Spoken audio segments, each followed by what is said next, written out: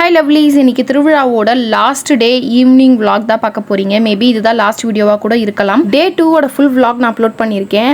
கீழே டேக் பண்ணுறேன், check out பண்ணி பாருங்க. மதியம் போலவே நாங்கள் ரெடியாக ஸ்டார்ட் ஆகி ஒரு 4:30க்குலாம் வந்து கோவில் கிளம்பிட்டோம். சாமிக்கு வந்து நான் ஆல்ரெடி நிறைய வேண்டுதல் வச்சிருந்தேன்.